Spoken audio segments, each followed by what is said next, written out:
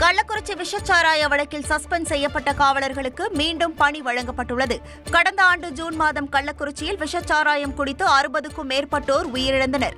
இதனையடுத்து காவல் ஆய்வாளர்கள், காவலர்கள் என பலர் சஸ்பெண்ட் செய்யப்பட்டு 20க்கும் மேற்பட்டோர் இடமாற்றம் செய்யப்பட்டனர். இந்த நிலையில் சஸ்பெண்ட் செய்யப்பட்ட காவலர்களுக்கு மீண்டும் பணி வழங்கப்பட்டுள்ளது.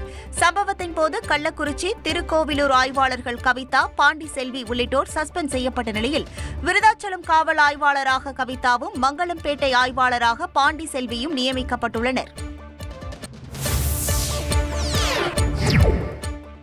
சென்னையில் IPL கிரிக்கெட் போட்டிக்கான டிக்கெட்கள் கள்ளச்சந்தையில் விற்கப்படுவதாக புகார்கள் எழுந்துள்ளன.